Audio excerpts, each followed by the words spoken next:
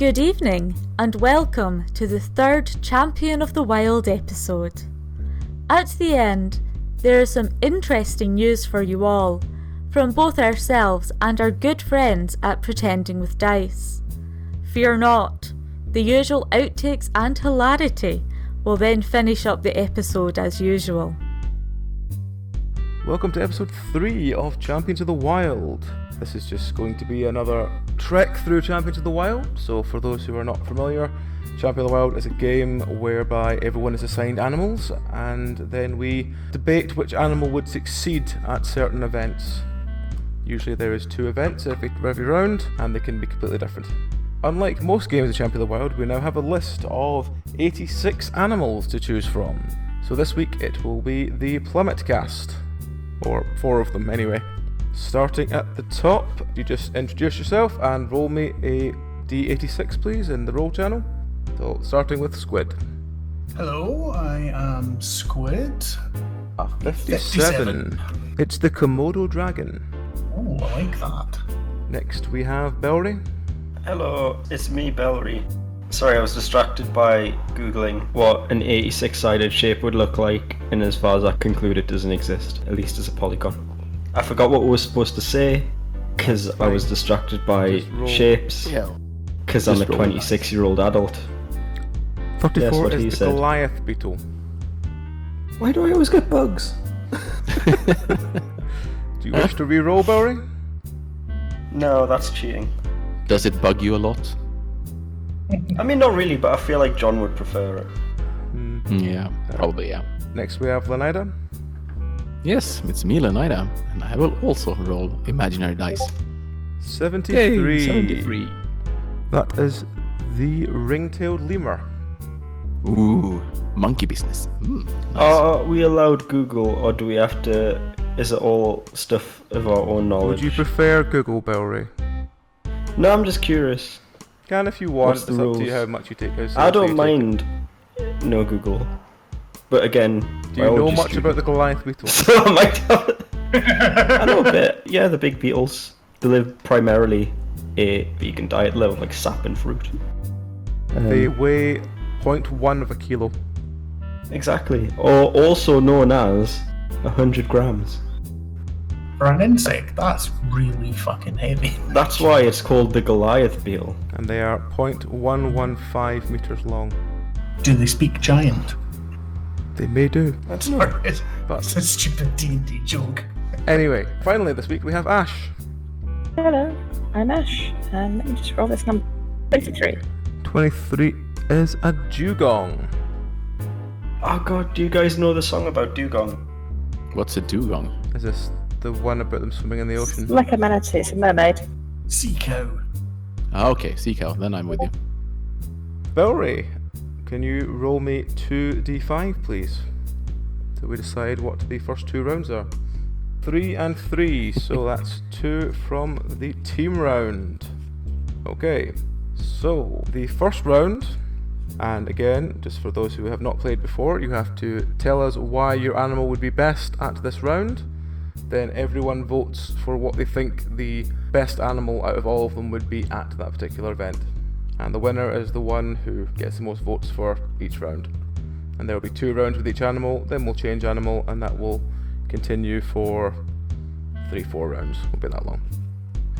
So for whoever wishes to go first, your first event is bobsleigh. Animals take part in a bobsleigh tournament in teams of 4 with custom-made sleds and water run-up available. So, who wishes to tell me why their animal would be best at bobsleigh? I can start. My lemurs would be awesome at this, because they have a little pole in the beginning, and my team of lemurs would just sort of spin around this pole, so they would take their little tails around the pole and just spin up speed, and then throw themselves simultaneously at the bobsleigh with that much brought up speed from the spinning, and they would like burn down the course in a flash. Of course, there will be a very light sled because they're not very heavy, so they can lean in the curves. I mean, I can just see how fast they will go, and they're like unbeatable.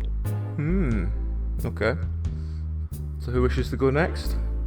I'll be honest, my knowledge of bobsleighing is less than that of my knowledge of Goliath beetles. With Sledging some on of ice. my knowledge... Isn't all sledging on ice, really? It is, yes. There's some of my knowledge of bobsleighing is pretty much, you know, that one gif from, like, I think it was, like, the Canadian Winter Olympics or something, where there's, like, that bobsleigh person and they're getting ready to bobsleigh and, like, the leotard splits. That's pretty much all I know about You bobsleighing. must have seen Cool Runnings. Like, that's Yeah, all you need I to know saw about half of bobsleigh. Cool. I never saw it all the way through. I was very tired when my ex made me watch it and I fell asleep. Anyway, I digress. I feel like the main advantage that the Goliath beetle would have over its competitors is the fact that it doesn't even really need a sleigh. It can just sort of turn one of them upside down and ride on top of that. Because that's pretty much a bobsleigh, right? Admittedly, there are issues of scale. They would have custom-made sleds, though. No, it doesn't need it. It's going to be... Look, I'm going for a slightly different angle, just bear with. I acknowledge there are issues of scale. The fact that the Goliath beetle is a lot smaller than a lemur, for example. It, like, small pits and imperfections in the track would be more noticeable. So what I propose is that we don't look at this as a simple and dull competition of speed, but rather a much more exciting and skillful competition of extreme skating, using another Goliath beetle as the board, where it will do tricks off of the little imperfections in the ice. So you're aiming more for the skeleton bob rather than the full bobsleigh? Sort of like imagine Tony Hawk's does bobsleigh, but on a beetle. Yeah, they're pretty small, so I think you would probably want to have a bobsleigh that you get some speed from it. Otherwise, you would probably not even get down there. Well, like I said, I'm not even looking at this as like a speed competition or like time. It's going to be extreme sports, and if Red Bull has taught us anything, it's that people like extreme sports. I mean, is the Goliath beetle strong enough to cope with being used effectively as a snowboard? I mean, yeah, totally. I mean, Silence. the thing with bobsleigh is that it is on time, so it is speed. That's the thing. So. Yeah, that's why the cool young Goliath beetle is going to shake up society, old man, lemur. And all you old fogies will be like, what? This is... Someone think of the children. But all the youth, i.e. the beetles who only live for like 10 days, will be like, yeah, that's cool. Just interest, how are you going to teach a beetle that only lives for 10 days how to bobsleigh? Beetles, no. They just know. It's instinct. Goliath beetles are just that cool. They're born with like backward baseball caps. Like not a literal backwards baseball cap, but like a backwards baseball cap in their heart. Oh yeah. I'm now imagining that your Goliath beetle's called Chad. And he's a sorority dude. Apparently Goliath beetles live for 3 months. Well, yeah, I was just using that as an example. Obviously, Goliath beetles living 3 months would have time to train. But I was just using that as an example of like the other insects who only live for like a couple of days being all like, wow, that's so cool because they're young. Live fast, die young. That's like the beetle and insect way. True. I see. Yes. So... Get with the times, old man. It's good that your guys started after my guys, because otherwise I would just run you over, you know. Oh, what was that? Splat. Oh, sorry. The impatient lemurs. Well then, I would suggest that would be a disqualification for unsportsmanship conduct. Nope. You're playing another sport, apparently, so that doesn't count. I'm not playing another sport, I am reinventing this old and tired sport. Right, well, let's hear from Ash. What was your animal again? I had a dugong. So Dugong. I'm assuming that rules will actually allow it to enter. Yes. It does actually sort of exceed the weight limit. Good. At which point it will be very, very good, because the heavier the crew, the faster the bobsleigh goes. And dugongs can weigh an awful lot. They're also about bobsleigh shaped. They'd fit nice and streamlined in the body of the bobsleigh, and they're zooming down that track. Well, very true. I'm having trouble see how 4 dugongs is going to fit in one bobsleigh and go down the track. I mean, the bobsleigh would be too big. That would apparently weigh over a ton. Yes. One dugong can weigh up to a ton. The average kilo for a dugong I have here is 275 kilo. And by imperial terms, but yes. One That's dugong like- can actually exceed the weight limit for the bobsleigh events. So once you let me enter, I'm gonna smash it. Yeah, you're gonna smash it. Smashing. the bobsleigh. So you're going entirely on a weight pool. Bobsleigh, custom-made track. They're used to swimming, so they're good at throwing their weight from side to side to actually steer a bit. But yeah, mostly the weight. Okay. And finally then, we go to the Komodo dragon. Well, I think I'm going to have to do a bit of modification on the bobsleigh because I know that Komodo dragons are very quick and they've got a big power to weight ratio, but they like chasing down wounded prey, so I'm going to have to put a sort of wounded animal mount at the front of the bobsleigh to encourage them to put their feet on the front and make it go faster. So you're going to employ Objection, that's not regulation. a sort of carrot and stick motif. Yeah, absolutely. Carrot and stick motif. It's just in my case, it'll be like a wounded piglet or something. You Also- could probably use Bellery's beetle after Well, they've gone Yeah, down. you get a cool noise going down the bobsleigh track as well. As Goliath beetles are vegan, I don't think that's appropriate to put a wounded animal on top of a bobsleigh. I think that's quite cruel. You say potato, I say potato. Fur is murder, etc. Also, I posit lizards, such as Komodo dragons, are cold-blooded, and so probably wouldn't do too well in a bobsleigh competition. Just ignore the fact that insects are also cold-blooded. You just have a sort of a hot water bottle in the bobsleigh as well, just to keep Well, it up to temperature. is that a regulation? Hot water bottle, Nobody sorry. said this had to be regulation. Hey, we're playing with animals. Yeah, and it might also be that the Komodo dragons and the lemurs sort of teamed up in secret, and the lemurs are just standing there rubbing their backs against each other, creating warmth and static electricity for the Komodo No, dragons. that's cheating. That's cooperation and cheating.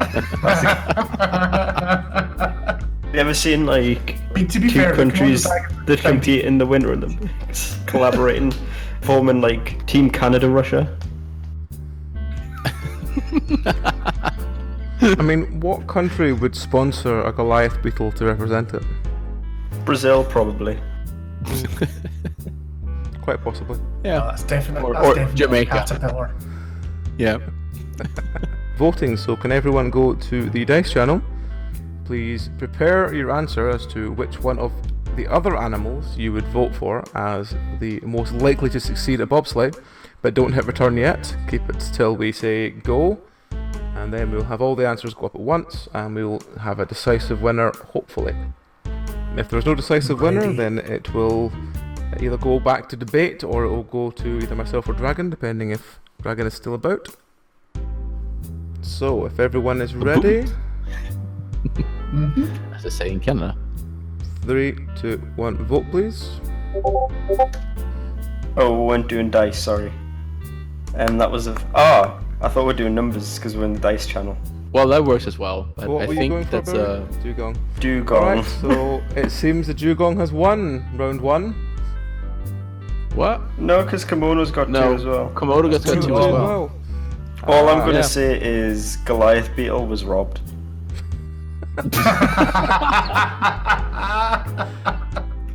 I do think from the two that were described, despite their speed, I do think the weight of the Dugong would make it crazy fast.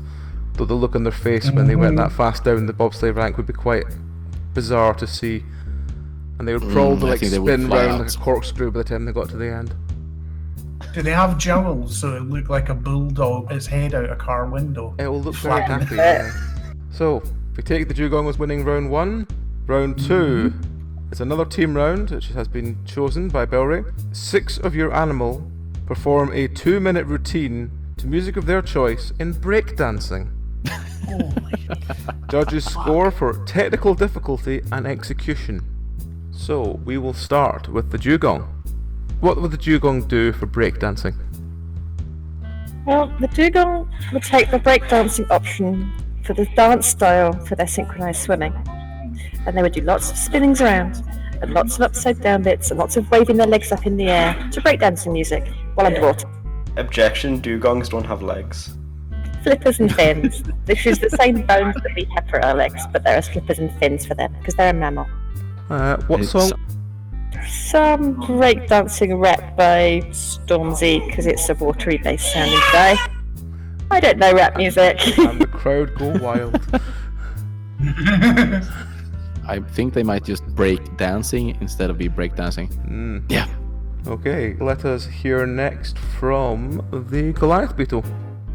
First of all, the Goliath Beetle is going to change things up a bit because I think we can all agree here that rap music is not a particularly great form of music. And so they will instead be breaking to Twist and Shout by the Beatles. I think being a Beatle does confer numerous advantages. The fact that they have a smooth, curved structure formed by their elytra in the back makes it easy to spin them. They also have wings, which is helpful for some more acrobatic maneuvers. And the fact that they have like 6 legs, you know that thing that breakdancers do where they sort of move the legs around a bunch? Like the step in a circle sort of thing. I don't know how to describe it.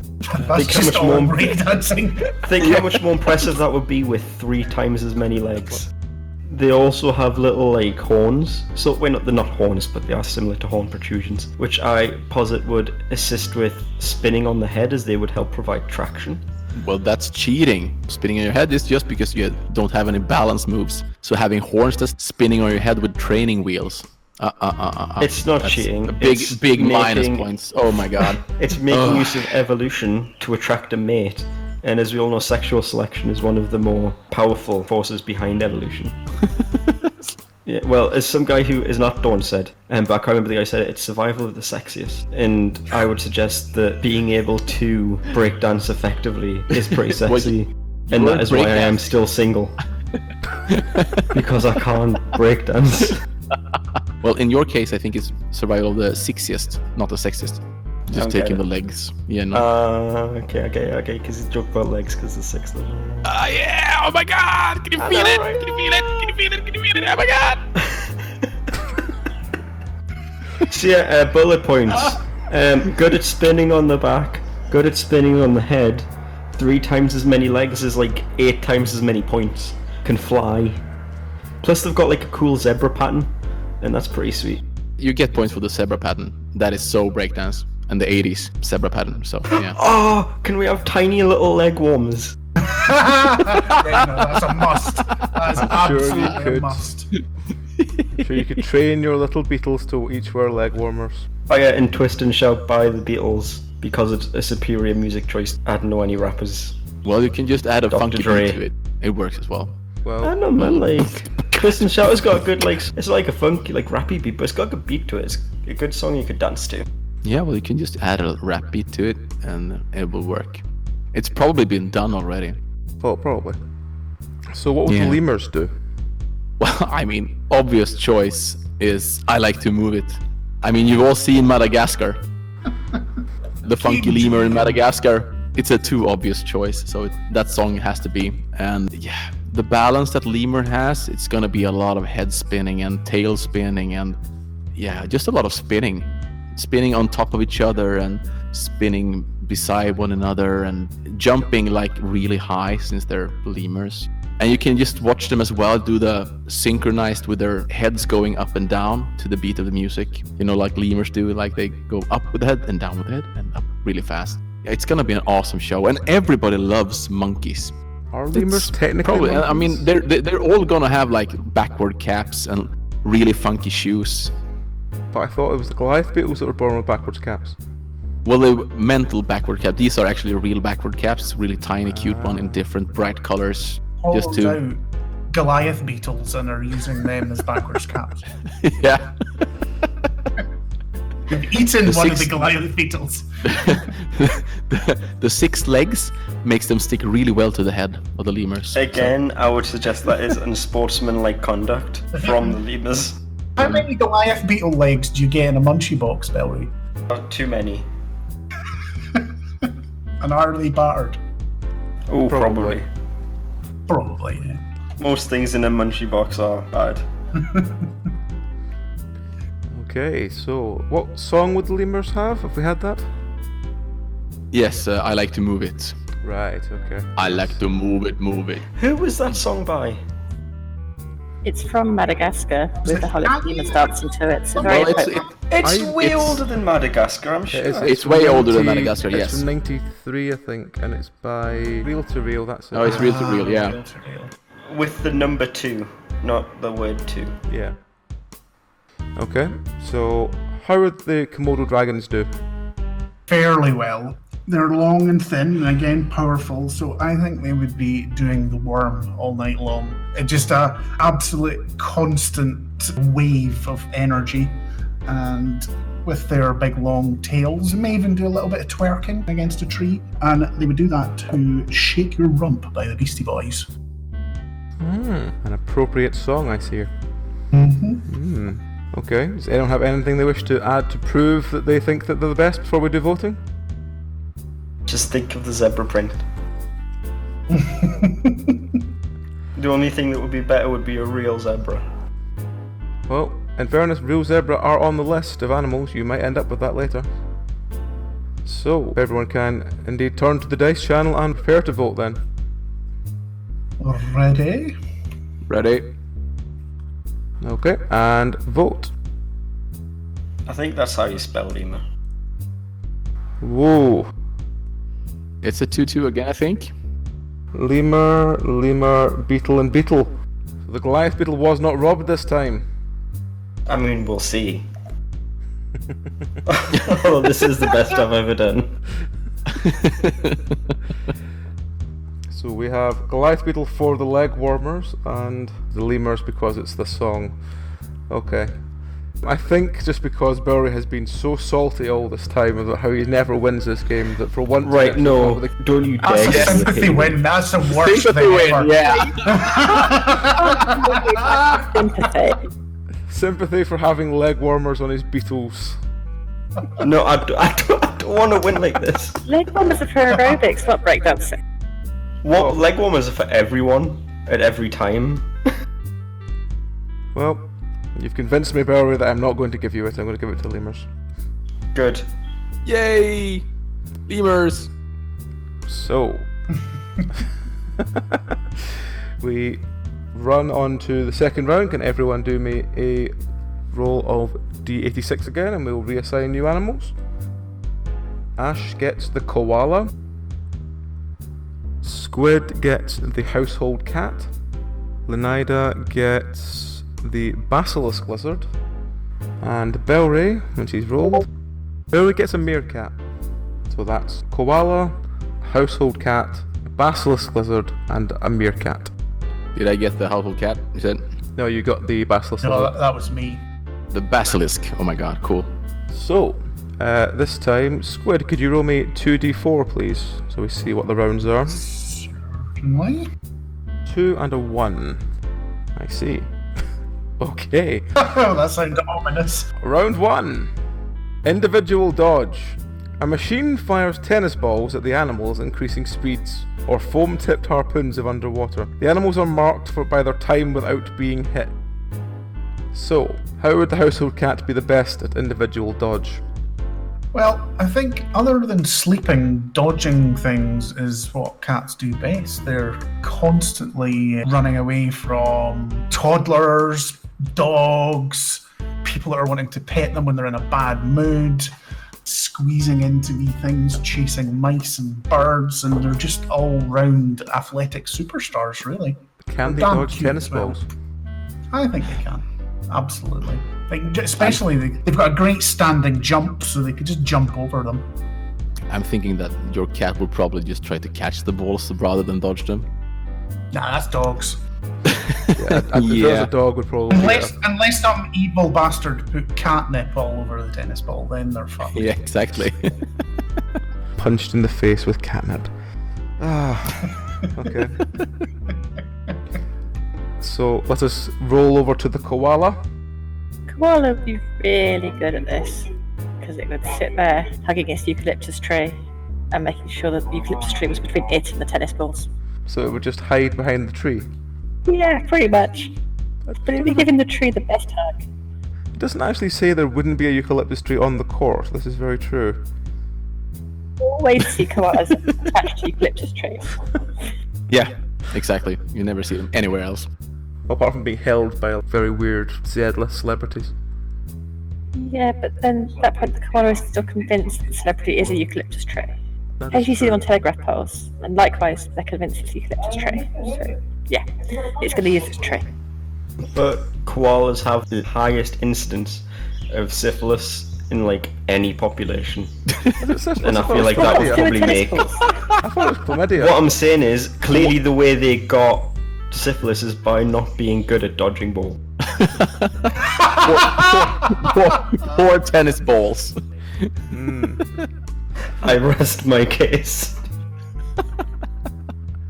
I don't really have anything to say to that. There's no comeback from that. There is no. So how would the meerkat? Well, meerkat are predators, which means they are able to move quite quickly and track targets quite efficiently, in part at least, due to the fact that they have binocular vision, meaning their eyes are at the front. So they'd be easier able to track the balls they have to dodge, as well as being fairly agile. They're also quite narrow and small, which makes them harder to hit. That's about all I can... Oh, they can burrow. Can't hit something if you're underground. Idea is your meerkat would burrow underground to avoid being hit. I'm not saying it would have to do that. I'm saying burrowing is an option, but if it couldn't or decided not to, it would still also be quite effective at dodging due to its natural agility and ability to track a moving target, as well as its relatively small and narrow stature, meaning they have a small surface area, which means they would be statistically harder to hit. Finally, we come to the basilisk lizard. The probable thing would happen is that the basilisk would turn the machine shooting the tennis balls to stone in a minute or so, if we go with a fable animal. But otherwise, if there was shooting tennis balls, it would have no problem at all just dodging them because it's so quick. I mean, the basilisk lizard is the one that can run across water. There's a ton of different basilisks. Yeah, it's quick as fuck. So no tennis ball in the world would have a chance of hitting it. He would be running around circles around the meerkat while dodging the tennis balls. It's sort of a natural thing for the super quick lizard to just dodge things. Okay. So between burrowing, running very fast, natural dodging, and a tree, we have very differing ways of how we think we're going to avoid the tennis balls. So yeah, if we go to the dice channel and vote, please. I can't remember what the actual animals were.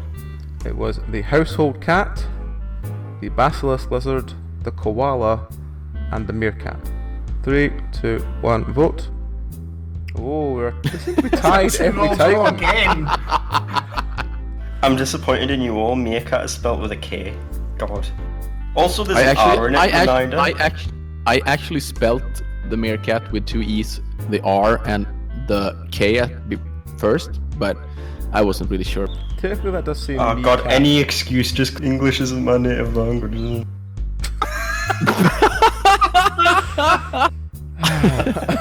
I mean, I feel like that was sufficiently sarcastic. Well, I'm glad that I actually spelled it right the first time I actually spelled it, and then remembered, oh my god, cat is not spelled with K in English language, so I had to change this, and I accidentally removed the R, so yeah. But thanks for buffing me up. Considering that one option was to do it properly and the other one was to cheat by digging holes, I think we will go for the household cat. Right, I just want to point out that digging was just an option. You would also be good at dodging. But yeah, okay, I see how it is. But it's fine, Barry. You will do well at this next round. Will I? I don't know, because I'm very confused by it. The round is called Disaster Chef. Coaches decide on a 3-course menu which the animals have 3 hours to make. Custom-made utensils may be used, and 3 judges will give each a score out of 10 for taste, presentation, and technical difficulty. So, starting with the basilisk lizard, how would you prepare a meal? And what would you prepare?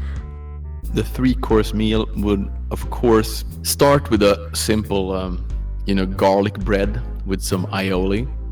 And the longest time to make this would be actually to toast the bread first in the oven, because that just takes time. A super quick basilisk would whip up an aioli in less than nanoseconds, so that would be finished really, really quick. using their tail with, of course, some plastic on their tail, not to infect it with something bad like germs or stuff like that. My basilisk needs to have tiny knives and stuff like that to cut the bread, but it would go really quick, so it doesn't take any extra time. For main course, it would probably be Household Cat Deluxe. It's a new special course. Eat your main companion. Yes, it's the easiest way of winning this part of the competition is to eliminate the competition. Just kick Yes. your opponent into the oven. Yes, it's Household Cat Deluxe. It's a household cat. Of course, we remove all the hair, fill it with different sort of vegetables and stuff, really finely hacked into a mush that blends well with the cat's taste when it's been in the oven. And of course, some béarnaise sauce to that, as well as some melted Stilton cheese.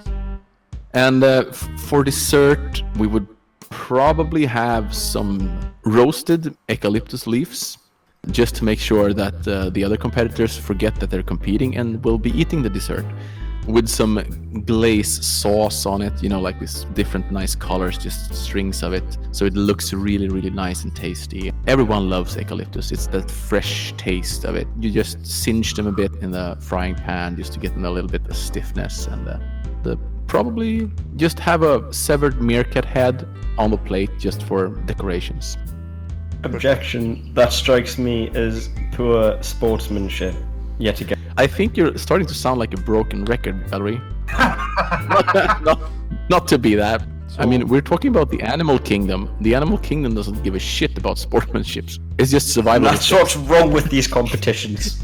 That's why they need stricter regulations and harsher punishments. So how would you present your Household Cat Deluxe? It would be little toothpicks in the legs and stuff, so it's actually sitting upright, and then you have sewn the stomach together where all the magic filling is.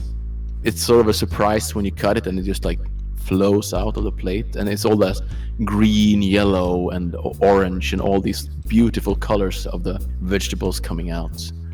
A little tiny crown on the head of the cat as well. Now, of course, since it's a deluxe cat. Yeah. Oh, okay. I guess we will go to the koala. Please start with a nice, simple green salad. Fresh, simple, nice and vegetarian. And then main course, we're in Australia, aren't we? So you're going to put some shrimps on the barbie, maybe a bit of barramundi, some burgers, big old barbecue. And dessert to be a pavlova, because that's also traditionally out of Australia.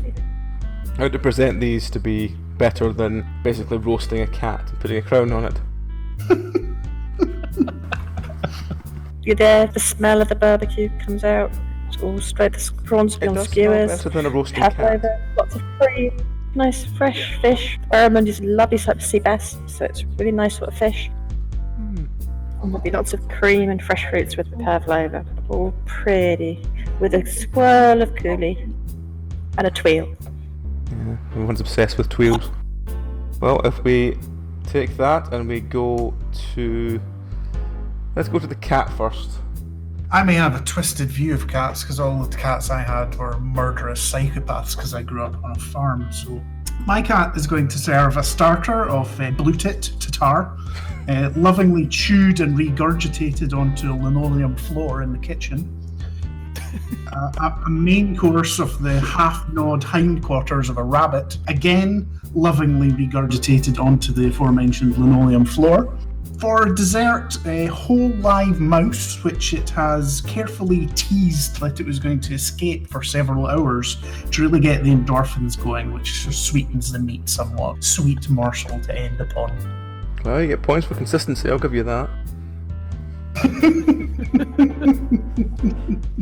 What presentation techniques would you use apart from just the regurgitation? Oh no, that's the be-all and end-all, there's no fancy flammery here. This is just good, honest food for good, honest people.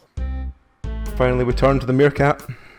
I believe the advantage here of the meerkat lies in its varied diet of insects, small mammals, snakes, small birds, as well as plants and fungus.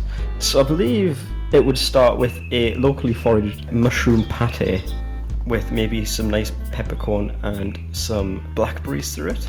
For a second course, I would probably think would go for some sort of wild bird, maybe some partridge, And dessert, again, I think would go to some sort of wild berry tart. Another advantage to the meerkat is that it has little hands already, so it wouldn't need a terrible amount of adaptation with utensils.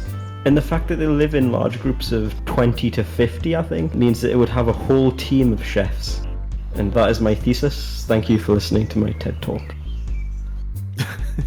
How would it present this food? Fairly rustically, I believe. It would go for a sort of like locals, foraged foods that all the hipsters are into. So they'd probably be like wooden boards, stuff like that. Garnished with like wildflowers and shit. And shit. Ugh. Well, not literal shit. Like, is in the metaphorical shit where you just use that as a stand-in for stuff. Well, we can hope. So, turning to voting. If everyone can prepare their vote, please. I'm not gonna lie, I remember all like the food, I forgot what the animals were though. Koala, basilisk lizard, household cat, and meerkat. So once everyone is ready, vote in 3, 2, 1. Everyone got one extra vote.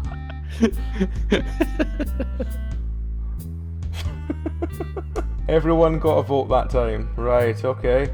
Though I will take the fact that cat got bonus point for being true to form. I'm going to say bonus point to cat, so cat wins. Yes. This is making me, for some reason, fairly competitive, and I don't know why. So your description of what the cat would serve had me in stitches, so you had to get bonus point for that one. Thank you.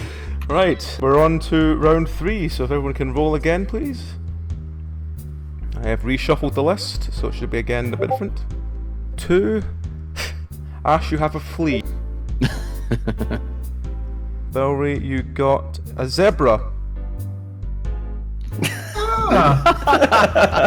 Leonida got a camel. Ooh. And Squid got a tarantula. Oh, nice.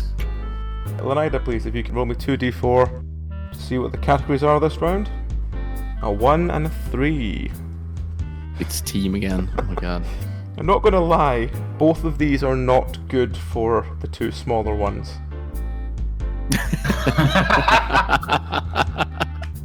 First one is endurance, and the event is Mount Everest. Animals start at the base camp and must climb to the peak of Mount Everest as quickly as possible. Refreshments are provided on demand. Sweet. So, let us start with the tarantula. How would you go about climbing Mount Everest? Yeah. The thing that Everest at the moment, and it's been in the news that there's been queues the whole way up because they're letting too many people make the ascension at the same time. There's been people dying of exposure and things. But I think the tarantula will solve that problem by just peeling away the people with arachnophobia. So they'll just get out of its way as it slowly goes up. And so it's getting there by constantly queue skipping from top to bottom by scaring people out of its way. Will it just hire a trainer to just walk up with it going, tarantula? It'll web onto a likely looking fit person and then just sort of get dragged up by it. How cold resistant are tarantulas then? I've no fucking idea, but I suppose some considering they live in jungles, probably not very. They have some fur, but they probably wouldn't survive very well at Everest. No. We might as well hear from the flea as well. The flea will merrily hitch a lift on a nice, happy, fit Sherpa who knows all the shortcuts and will sit there merrily drinking while it gets carried all the way up to the top. Yep, that's basically about what we thought for the flea. Yeah, fleas are predictable. We did Versus say zebra. that refreshments would be provided, so I can apply for true. refreshments on the hoof. Or on the Very wolf. true. Well, let us get down to the proper contest going on here. So, of camel versus zebra, which wants to go first? I think the zebra wants to go first. Okay. I was going to say I don't mind, but sure. Well, what is a zebra but a snazzy horse? Also known as the greatest endurance animal around. So horses have, and zebras by association, have very large lung capacities, which would help assist with the thin air encountered at the higher altitudes. They also, as I mentioned, have astonishing endurance. Also, on Mount Everest, they will not encounter the greatest thing that holds them back, lions. There are no lions on Mount Everest. You never so know, the a lion zebra might will be doing this as thrive. well somewhere. Nobody got a lion, so I'm going to say there's not. In an environment without lions, zebras would thrive, quite frankly. And also, they're really snazzy, so the public would be more interested in the zebra's journey and therefore offer donations and moral support. Was this a race or? It is timed. Zebras are fast as well because horses are fast. And as I mentioned, zebras are just snazzy horses. Also, they could carry their own Sherpa, so who wouldn't want that? In conclusion, a vote for zebra is a vote for logic and reason. I see. Right. Okay, well, let's hear the retort from Team Camel. The zebras has got nothing on the camels. It's just like the camels are also sort of horses, but larger, with longer legs. And they're also colorblind, so they will think they're in the desert and just like Humpty Dumpty up their way to the top. And nobody will stop them to pet them, and they won't need any supplies because they got their water already. So, Objection. Point is irrelevant when refreshments are served on demand. well, you still have to stop and drink it. I don't have to But stop what and if drink. my Sherpa is constantly filling like one of those camelback backpacks with? Oh no. One of Yeah, those exactly. camel You see, backpacks. the thing you forgot Yeah. there, Valerie, is that my flea is sitting on the head of your Sherpa and will jump off to the summit just before you get to it. So I will get there ahead of the zebra and the fly, and I would probably have stepped on the arachnid somewhere along the way up. No stop, just going to the top. It's sort of the ship of the desert, and so this is arid. Just another kind of desert. Won't be a problem for a camel. Actually, no sitting on my back whipping my ass, so I can just run free. Just think of a happy camel. Just yay! Going up to Mount Everest. Happy camel running free up Mount Everest. Yeah. Oh, Christ. Okay. Do we have any retorts from Team Zebra? Nobody will want to help the camel because camels are rude and spit at people. Camels does not spit. That's llamas do. no, that's llamas, and that's the thing pretty they sure actually camels have on Mount Everest. No, camels doesn't spit. No trying to cheat here by spreading fake news. I have video evidence of a camel spitting. Do you? No, he does not. Your Honor, consideration. Oh, God. Yes. That is indeed a camel. And according to the video title, at least I haven't watched it yet, but he spits. Yes. But like I said, you see, there's a lot of people close by him there that's want to ride him, stuff like that, and that's why he spits. When there's no people riding him, he won't spit. So don't worry about it. There was me. Also, camels smell. So, please prepare to vote. 3, 2, 1, vote please. Mine should be a flea. Fire. It is the That's- camel wins. Yes. Camel wins round Team 1. Camel takes 1. Not one vote for zebra. Nope. Nope. But will Zebra win round 2? The animals must dig a hole 1 meter deep in damp English soil as quickly as possible. So, the winner of Camel will begin. So how would a camel dig a hole 1 meter deep in damp English soil? Not sure why that's relevant. The camel will actually fake that they're out of water and are dehydrating really, really fast. And that will make the owner of the camel want to dig a hole to get down to water as fast as possible.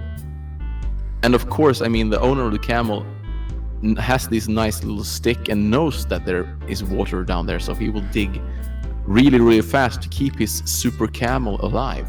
It does say animals must dig. Fuck. Well, new strategy then.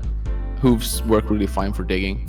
Is it just one camel or is it more than one? It's one camel digging a single 1 meter deep hole. The camel is really, really thirsty because he is dehydrating, so he will dig with his hooves really, really fast. And camels got big hooves, so it will go fast. Well, And soil, so I suppose. it will shovel the earth really, really far away, so the earth won't fall down back in the hole again. And when a camel is thirsty, a camel is thirsty. When a camel is thirsty, a camel is thirsty. Right, okay, we can... Nothing else we can take that away from today. Sounded sinister and threatening at the same time. It did a bit. Well, I wouldn't want to be near a camel that's thirsty. I mean, I just wouldn't want to be near No way. a camel because the spit and the smell. is- That's besides the point. Is a Transylvanian camel that's thirsty for blood. Yes. Well, Bellery, you would want to be near a camel that's thirsty then, because he wouldn't have any spit. He would, it's be really dry spit. Really sticky dry spit. Flaky. Dusty spit. Yeah. Yes. Well, we will bounce with Flea next. The flea, being an educated sort, is going to pick as its meter iambic pentameter, and will therefore write a really, really deep poem about existence and life after death and what does it all mean for the duration of one iambic pentameter. That's a very unique way of looking at it. Okay, sure. Thanks, I had no chance digging through actual sort of depth type meters of that sort, so I had to do it a bit differently. That's true. That's very true. We'll go to the zebra. The start of my strategy is first by pointing out the fact that camels don't have hooves, they have weird toes. But you know what does have hooves? You mean camel So I'll tell toes? No, they actually have like little toes, actual toes. But, yes. But I'll tell you what does have hooves. The zebra. And hooves are pretty much like tiny shovels.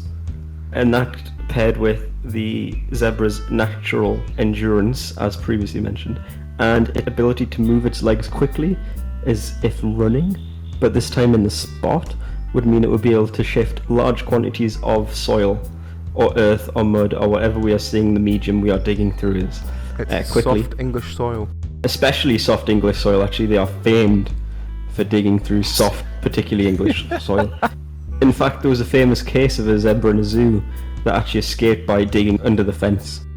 Go I with did the that fake in news about an again. hour. Go in the fake news again. Oh. And you're talking Also- about unjust sportsmanship? I don't know, but this is a...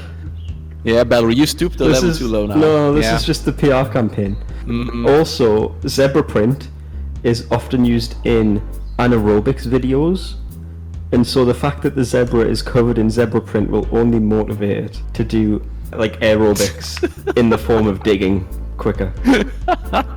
No, I mean, see. if the zebra used both his hooves, it would stoop down with his head in the sand. It would be bonk. Well, And first of all, that's an everyone- ostrich. And second of all, have you ever seen like an aerobics video where people dress like camels? No. No, but have you seen, like, dogs have also paws, sort of the camel toe stuff like that, and they're awesome at digging, way faster than a horse ever digged anything. I mean, Do you know why I you win never see a every horse time. dig? Do you know why you never see a horse dig? Because they're so quick that you just don't have time to see them. They've already dug the Yeah, I've seen them scrape with their hooves. Nothing happens. No, that's not digging, that's testing the texture of the ground for getting the optimal push-off when they're running. They have shovels for feet, right? And they can No. move those little shovel feet at great speeds and look good doing it. Well, no, because they just use one at a time. That will be hard. It will take time. So would a camel use one at a time? I didn't say the camel could use both at the same time. I just said you couldn't. But if they both use one at a time, then that confers no advantage over the other. Of course it does, because I can Yeah, shape but- mine, because I got toes. But I don't need to show it mine because I've got little shovels for feet. Really, really tiny shovels, but mine are much bigger. But also, they move the legs quicker than camels because horses run fast. Oh, Also, you the don't whole think point of camels run camel feet- fast? And the whole point of camel feet is so they don't sink into sand, which is even softer than soft English soil. So how are they going to get through the soil? Have you seen camel toes? They're going to dig through it. They're not going to Look, stand what- on it. I don't know When what you see camel toe, you tend not to dig through it. Yeah. Well, yeah, just check a cow toe. What I'm and saying how good is is it digging? don't listen to camel. Camel is full of lies. and he will spit at you. Yeah, zebra fake news. I mean, just look at the stripes. The stripes never go out of the zebra. What? Once a zebra, always a zebra. We haven't heard from Well, Tarantula yes. Well, with all these talks of spades and things, that's a very slow way of digging, because what the tarantula is going to do is twist its legs into a drill shape and then just spin like a motherfucker, drilling down as quick can be in the soft soil. Well, you're gonna get all the soil on the top of you, so it won't be a hole. It will just be a tarantula 1 meter down with a lot of soil on it. Well, I suppose. So basically, You just found buried itself. Yeah, it's just buried itself. Yeah. You found the subtle flaw. Yeah, I like the idea though. I just wonder how it's going to get spinning though, because it's some sort of inertia. But I like the way it looks in my head. Probably be something to do with a web, and it'll curl round the web and then make it uncurl or something like that, like some sort of spring coil to get it spinning. Okay. Does anyone have anything they wish to add before we go to voting? Just that zebras are full of fake news. Nothing else though. Don't listen to the lies of Camel. Well, this is actually generating a blood feud. Right, okay, to voting. I think a pogrom is going to follow. 3, 2, 1, vote. Bowie? That's 2 for tarantula. I appreciate I spelled conscience wrong, but I was hurried. Yeah. Uh-huh. Right, okay, so Oh my god. Tarantula wins the digging the hole contest, Nice. taking it just from the one vote from Camel and Zebra, who seem to cancel each other out. That's what you get when you get these fake news zebras. Camel refuses to accept reality. Right, new round. Give me another D86 roll. Let's see what you get. There were 4 events left, so we will have 2 more sets of animals each. Belry, you're a mute swan. I mean, I don't see why you have to give us a disability. Leonida is 14. That's the great grey owl. Ooh. Squid is 74. That's the African giant snail. And Ash is 23. 23 is the gorilla. If someone can do me 2d4, please, to see which of these 4 events we're going to use. 1 and 4, that's fine.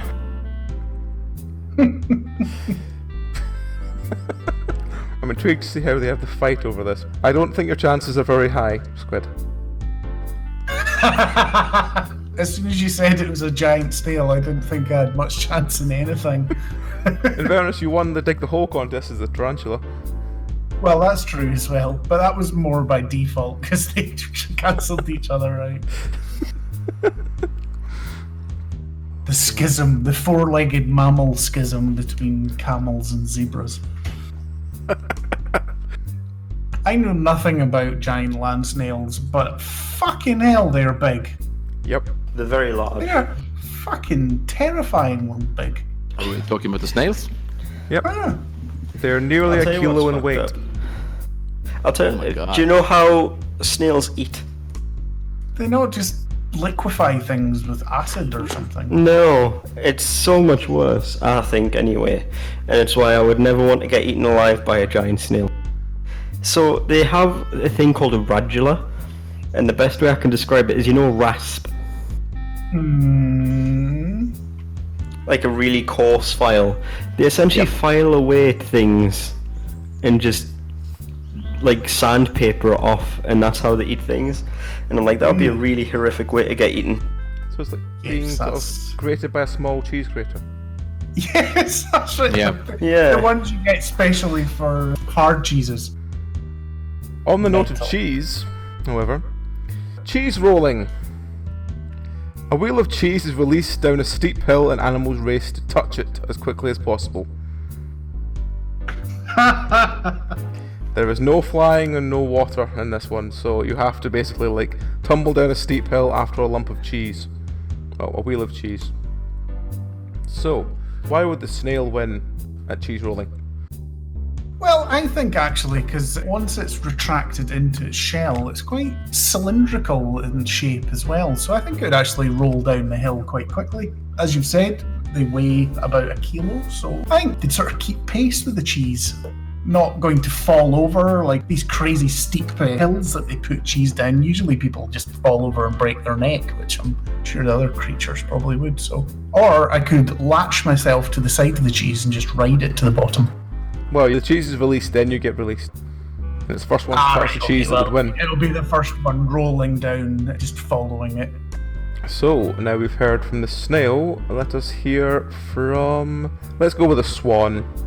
So the way I see it, there are two possibilities. The first and more obvious one is the swan itself chases after the cheese. Which I admit, at least on land, swan are not the most graceful of creatures. I'm assuming this is going to be in a similar setup to the Cooper's Cheal race thing. It actually does in mention Gloucestershire. Cooper's Hill cheese rolling event. Yeah. Question. In which case, else is gonna run down that because the swan will break the arm. And nobody wants that. Just threaten people to break their arm if Well, they yes. follow you. Equally, the swan could just fly down. No, can't fly. I can't fly that. No, that's speciesist. Okay, so I can't fly, but at least nobody else will be chasing after the cheese because they don't want to get the arms broken. Small problem with that, snails don't have arms to break. Wait, if I can break an arm, I can break a snail. Ooh. Oh. Yeah. The other alternative is there is another form of swan that is quite good at rolling. I am, of course, talking about the egg. A mother swan could sit at the top of the hill and push an egg down, which would also roll quite effectively in a similar manner, I imagine, to the cheese, where it will come to a soft stop in a bush somewhere and will claim the cheese once it hatches. Yeah. The cheese would be in the bottom and your egg would be broken, so no way. Well, it'll be fine because it'll be very carefully timed so that the egg is just about ready to hatch. So there's a live, perfectly formed little swan inside that egg. Will it have to sort of... Even if it cracks, it'll be fine. You have to roll before the cheese then, but just the cheese is going to roll way faster than your egg, and it's not going to crack. Look, neither you nor I know the terminal velocity of an egg. So I'm not going to suggest that either of us do. It's a matter of mass and gravity, nothing else. It's also a matter of geometry of the object itself and how well it would roll. There's the egg option, or there's the option of intimidation with an adult swan. I think you should go with the intimidation because the egg won't work, because it won't roll straight down, it will roll to the side because of its shape. Do you know like that this? as well as I do. I'm going to say that the two different groups of swans are going to do both. What do you mean?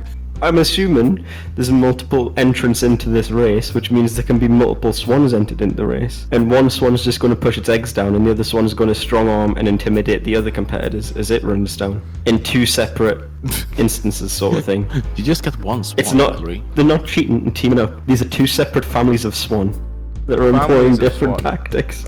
So when it comes to voting, do we have to specify which one we're to be voting for? No, you just say swan. Just swan. It's like the mafia swans of Bellry. Yeah. Don Swan. Let us go to the gorilla.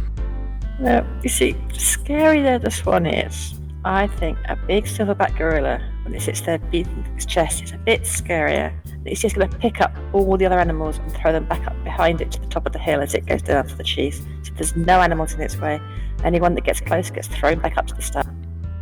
In fairness, I don't think you would even need to do that as a gorilla. She would just run down and pick up the cheese and was like, yeah, that was it. There's like one snail that's going to try to build momentum by rolling its shell, and there's a swan that's going to run on its legs. Yeah, it's like, no. There's not going to be any animals in front of the gorilla. But why am I helping the competition? I don't know. Don't know. Well, we have yet to hear cheating. from the owl. Yes, the great grey owl. It doesn't run very fast on its legs, of course. but it's really good at spinning its head around in 360 degrees, as all owls do. So it's just gonna lay on its side and then start rotating its head as fast as owlishly possible, and just build up super speed by spinning its head really, really fast and just burn down the hill and take the cheese first. Hopefully before the gorilla has even imagined what's happening. And the swan will just be like, because it's mute. So that was a pause when the swan didn't say anything. I was waiting for that. That was well teed up. So, does anyone have anything else they wish to add to their definition of what they're going to do before we go to voting? I think the owl is probably just before it starts laying down and gonna accidentally bump the snail, so it will land on the wrong side, so it just lie flat there in the shell. So the owl will interfere with the snail. Okay. Sort of accidentally headbutt the snail at the same time as it's laying down to start spinning its head. The owl interfered with the snail. Is that not a nursery rhyme? That's the version nobody talks about anymore. Definitely an Aesop's fable. The owl will interfere with the snail. Yeah, that actually sounds very Aesop. Sounds like one. Oh god. Right, to voting. Prepare your vote. 3, 2, 1, vote.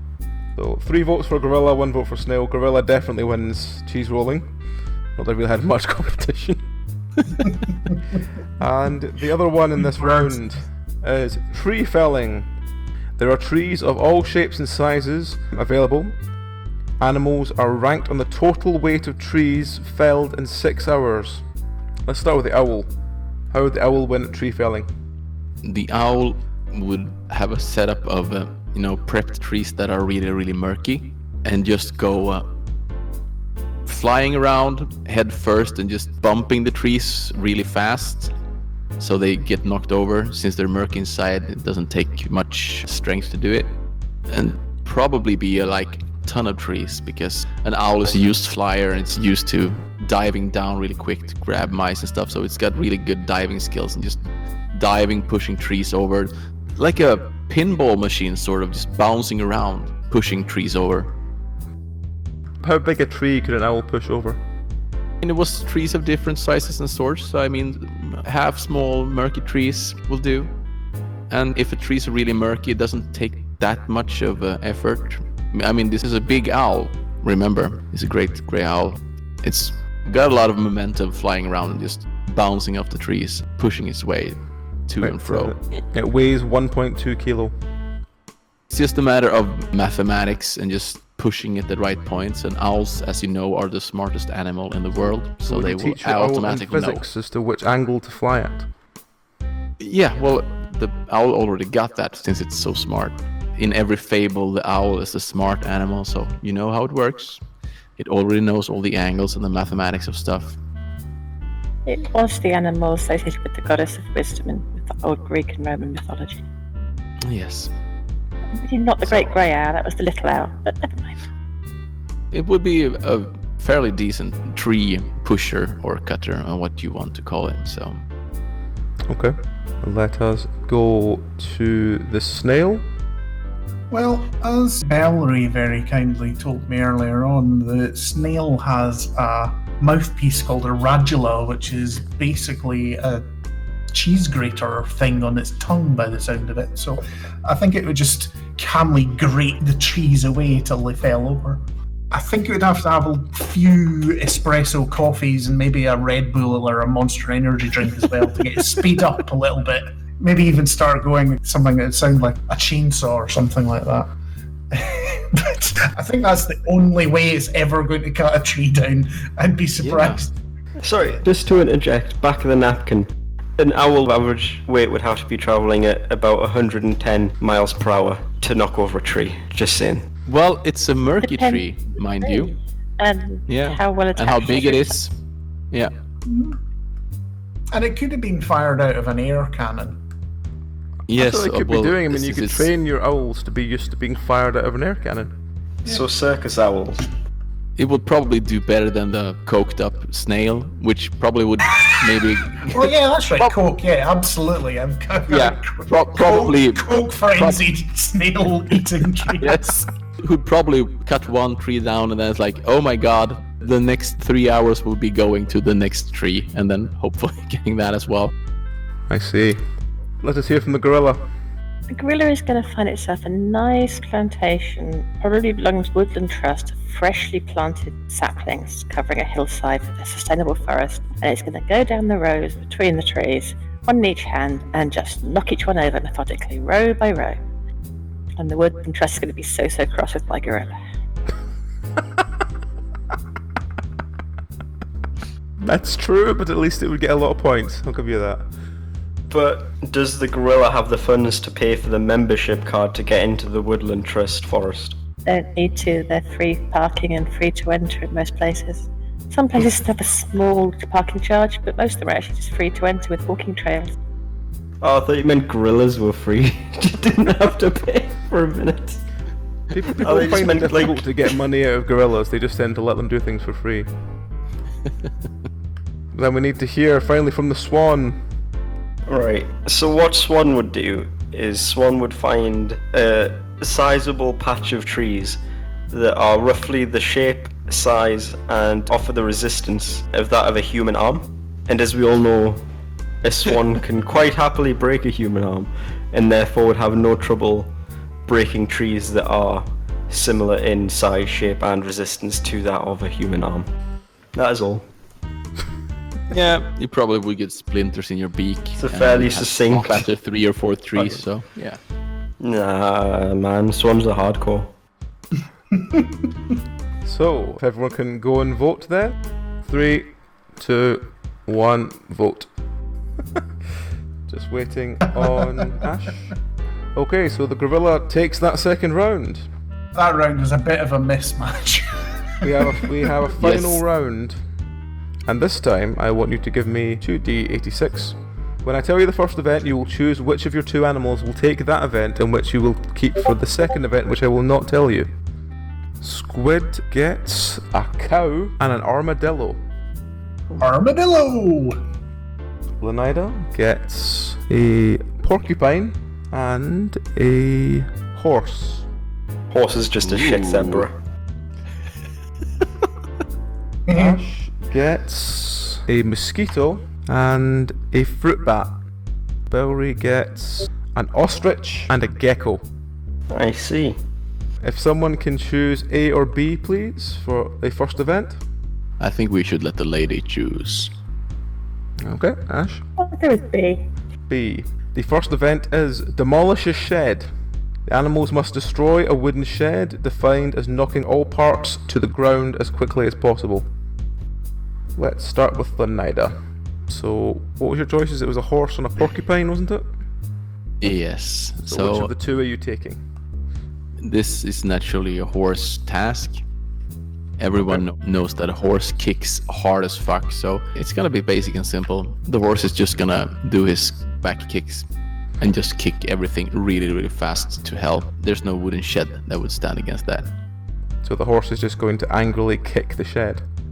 Yeah, basically on the corners, of course, since that's where the pillars are. So it's just gonna break because a horse kick is not a force to be trifled with. And this is like a sort of buck kick with both back legs. There's a front kick. Yes, yeah, buck kick, yeah. The one that kills people. Okay. Okay, well, next we will go up to Squid. I am going to choose the cow rather than the armadillo. We've all heard the phrase bull in a china shop, and what is a cow if not just a bull with udders and no bollocks? So I think it's actually going to get inside the shed and just go fucking crazy. It'll quite quickly knock it to pieces. I think it would probably more just lick it to pieces and would take some time. Knowing cows. Well, you could train the cow just to go nuts inside a shed. One of my best friends works in a dairy. Cows are fucking mental creatures. Oh yeah. Yeah, I know, I have grown up with cows. They're They fun. get distracted very easily. Not as cool as They- bulls though, but Not as bad as sheep. They Sheep are can be worse. quite violent. yeah. Oh yeah, cows can But break how a are you leg if gonna they get them violent? Then we will go to Ash. A mosquito or a fruit bat? I'm going to go with the mosquito for this one. It's going to sit there, and it's going to have the owner of the shed be inside the shed, and it's going to buzz in its ear. And it's going to stop. and then buzzes in his ear and stop. And it's going to drive him so mad trying to find and swipe this mosquito that he knocks the shed down himself. Fair enough. I thought you were going to go and try and attack the cow or something to drive it mental, but okay. No, because it's the cow knocking it down. Whereas if I find the owner of the shed, they're not one of the animals that's also trying to do it, so it doesn't count. Well, it doesn't have to be the mosquito actually getting it down, though. The mosquito is. It's just using the tool of the person. The person isn't there. It's the person knocking it depends down. how much It mosquito didn't noise. specify it had to be an empty shed. That is true. That is true. And finally, we turn to, what was it, the ostrich or... Gecko, although I suppose the ostrich is the one more suited for the task at hand. Admittedly, maybe not quite as suited as a bull. Although, ostriches are known for their speed, and they're also quite large. And so I suspect that they would be able to get a fair bit of force behind them to actually directly damage the building. Also, an ostrich can kick out a man's intestines, and so they could probably kick through a wooden wall. Also, ostrich eggs have a very hard shell and can withstand a lot of force themselves, so it could fire out its eggs like a cannon. Fucking hell. Or not. And It could put its eggs on the floor and kick them really hard. I think that show you saw in Amsterdam with the ping pong balls is giving you the wrong impression of what happened. Yeah. It could probably kick the eggs pretty hard. Oh. And plus, the human wouldn't even be sad because he'd have an omelette at the end. So, we're going to voting for this round. So, is it a horse, a cow, a mosquito, or an ostrich? Who wins the destroying a shed? Vote now. It's the cow. I know a joke about cows. Oh god.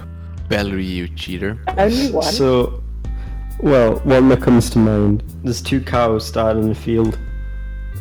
One cow goes to the... Are you cold? It's pretty cold, isn't it? The other cow goes, cold? It's bloody Frisian. Oh dear. You've lost me. Frisian's a breed of cow. And it sounds like freezing. Yeah. It's a pun, it's a play on the words freezing meaning cold and Frisian meaning cow. Yeah. Well, the cow wins, which leaves the animals remaining for the final event, which is the Crufts obstacle course. Animals compete in the Crufts agility course. There are custom-made obstacles for them and a 20-second time penalty for every obstacle missed. So, starting at the top, how would the armadillo do at the Crufts obstacle course? Well, because you said there's only a time penalty for missed obstacles, I think it is just going to take a run up and then roll into a ball and just steamroller through the whole course. It has got things like the little tunnel you need to run through and the seesaw and stuff like that. This is like a dog course, I take it. Yeah, it's like the dog. The sort of like flags they've got to run in between and stuff like that. I honestly have no idea how agile or not an armadillo is, so I'm just going to say it's going to be really fast.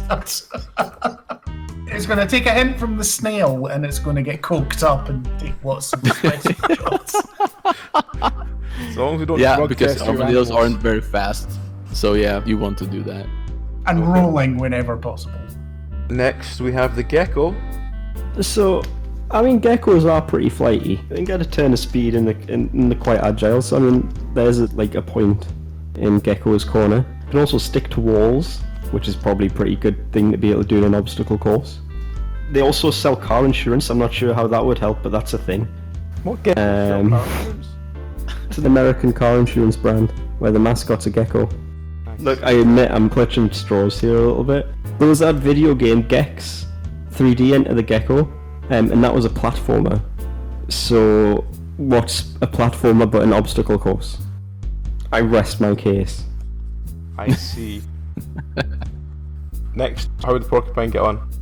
Well, it's also a small but quite fast animal, and I would probably just get ahead of the curve, drop my needles everywhere so all the other animals will just sort of stick to them and get them in the foots. So I will be the fastest just because everyone else will stop and pick out my needles from their different body parts. Except maybe for the armadillo, but I would probably just, if he rolls into a ball, I would just push him over again, like the snail. So yeah. Then he would have to uncurl, start walking again, and then he would get a needle in his foot and he had to take it out. I would litter the whole course with traps for the other ones, and I would win just by sheer nastiness. Of course. Okay. And finally the fruit bat.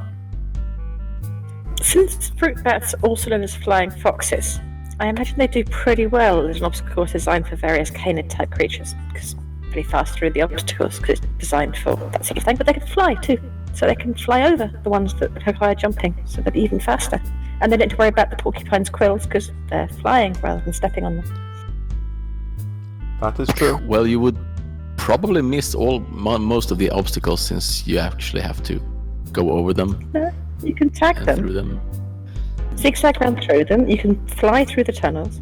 With the jumping sort of A-frames, you just have to tag the areas at the bottom bits before you go up there, and it gets counts as doing the obstacle. You would probably get stuck like the sticks you have to go through because fruit bats like to hang and stuff on poles. So you would probably just, a pole, and then sort of hang there. They hang in trees and then they fly away from the trees, so they're good at flying between the branches to get in and out of their roost. Yeah, but they can't see very good though, so they use sonar, right? So how are you going to do the seesaw without seeing it? Fruit bats can't actually see.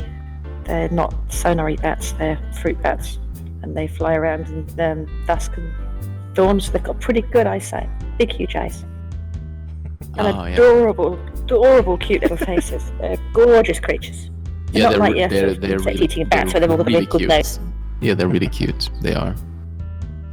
Okay, so we are into voting. So, if you prepare your votes, please. I have no idea.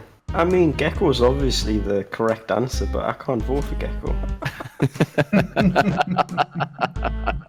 Do you need me to remind you of the animals, Barry? No, I remember the animals. 3, 2, 1, vote. And the fruit bat takes it. Yes. So, the fruit bat takes the second last round. The final round is the one where you choose the animal yourself. So, there is a single event, but you can choose which animal. I'm not going to tell you what the event is, but you can choose any animal you wish. And if you can type it up, and then we will say, go ahead, and you can hit return, and we will tell people what your chosen animals are. And then we will reveal the event. Okay, 3, 2, 1, what have you chosen? Okay, so we have a killer whale, a chimpanzee, an octopus, and a red panda. The event is hide and seek. Animals have 15 minutes to find a hiding place in a large, stately home. Total time avoiding detection by all seekers is scored. I'm going to love squids on this one, yeah. Well, shall we start with squid? Where would the killer whale hide with 15 minutes to hide in a stately home? Well, seeing as I am the killer whale, and it's slightly unfortunate, I think there's only one place in a stately home that a killer whale can hide, is in the massive water tank in the attic. So that's where it's going to go. Not in the pool underneath the car, no. No, that's too obvious. The scary spider web infested attic tank. Okay, next we go to the octopus.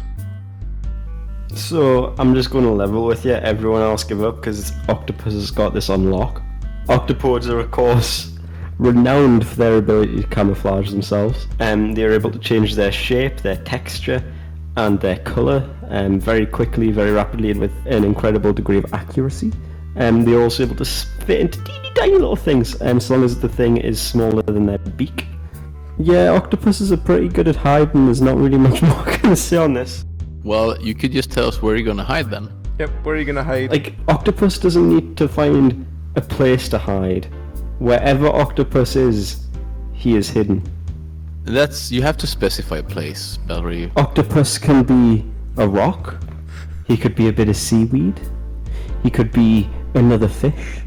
But I suppose what would probably be the best one for octopus is he will just go to the gravel driveway that all stately homes have and become one of many pieces of gravel.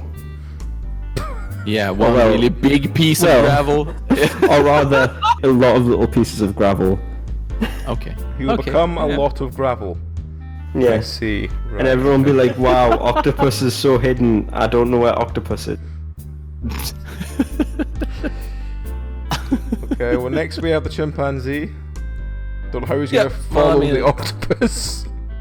No, I mean the octopus is going to be found so quickly because he's not a really smart octopus. The chimpanzee is Octopuses are very clever animals. The chimpanzee is of course just gonna climb up the chimney, the hearth, and nobody's going to be able to look up a black chimney, so he will never be found and probably just die there of old age.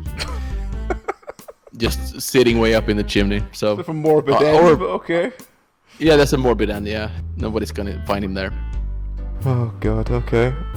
Octopus is smart. He correctly predicted the World Cup a few years back. Well, actually more like 10 years back.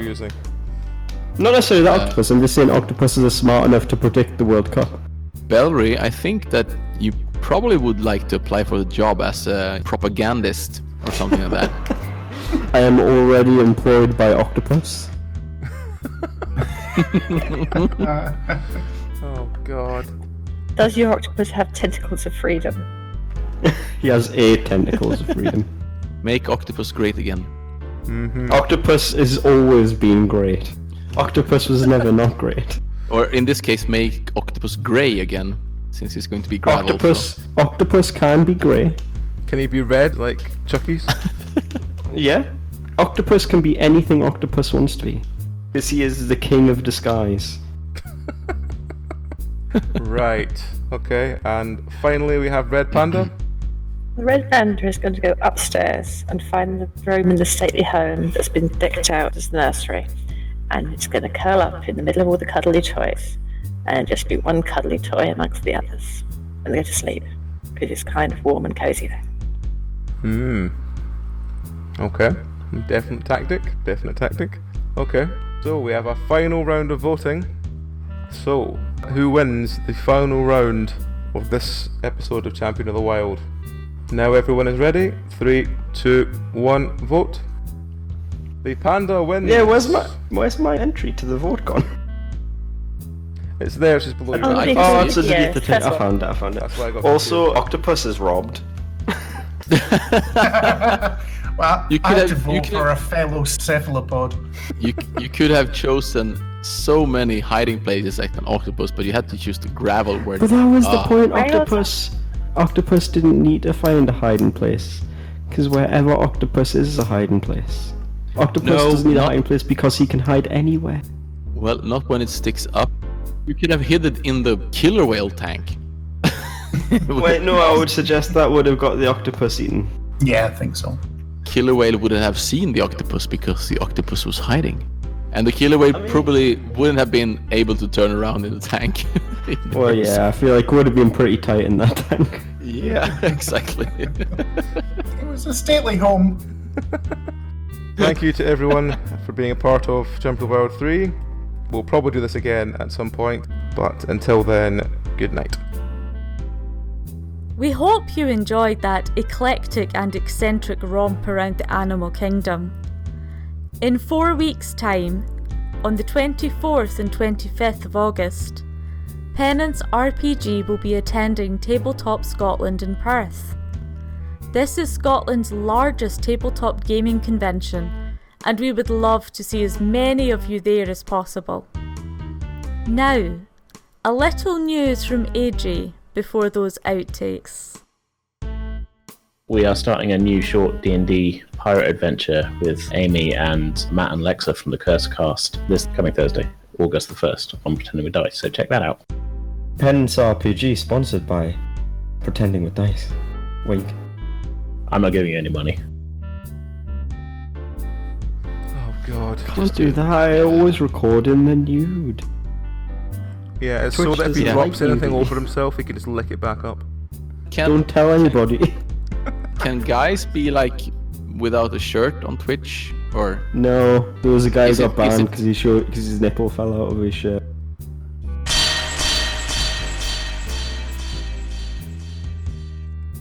Cool. Who gets You're distracted 27. by shapes? No, I'm 26. Oh, you're getting You're older. just a baby. But not for long.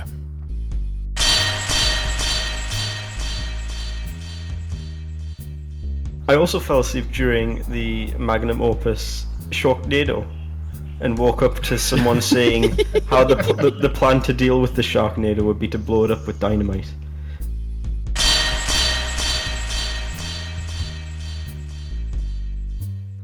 So do you mean that as in Rob or Rob Halford? Oh. Who's Rob Halford? Judas Priest. Oh my god.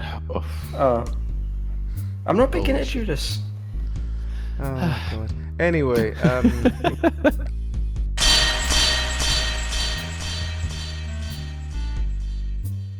are they for everyone, Bowery? They are. Genuinely? Genuinely. I mean, except people without legs. Ah, Then it's just a bit difficult. it might be slightly difficult, yes. I suppose dugongs couldn't wear leg warmers because they don't have legs. They're fin warmers? But then there wouldn't be leg warmers, there'd be fin warmers.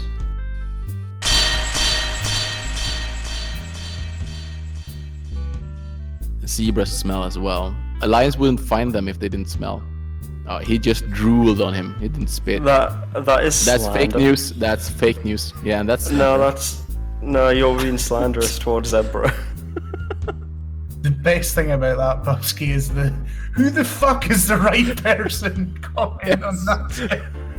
So good.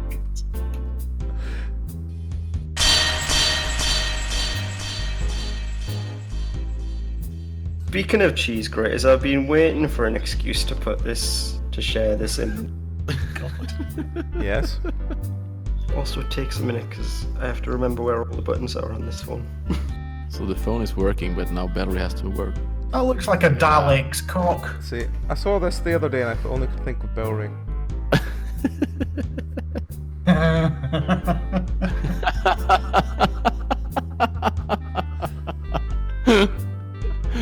I mean, Oh, that is amazing. it amuses me, but I'm quite curious as to the association. No, it's just you. I have several things that I just go, that's very Bowery, and I have them in a selection. Yeah. Should I be concerned that you have a Bellry folder? No, it's things like this which you remember from last week. Oh yeah, the 100 spoons, but the forks. That's just blatant false advertising. Yeah, I just I little log into my things that- computer now, and it's like, why have I googled Knork? It's like, oh yeah, that's right. Yeah. Anyway, Fork. no, it was the Nork. It was the half It was the knife, Nork, half yeah. fork they gave away with Oh, the that's right. pizzas. One, yeah.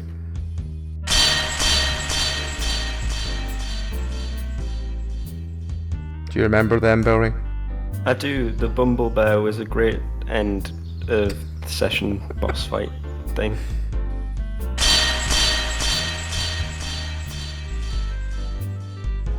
Excuse me while I disappear for one moment. That was mysterious. He's going to go and look up what a ostrich is. Yeah. No, I think he's going to go turn on. He's going to go turn on his flashlight. Can we get through one recording without Bowery mentioning his flashlight? Yeah. Okay, so To be fair, Bellry is almost never him that brings it up. No, it just seems like of course not.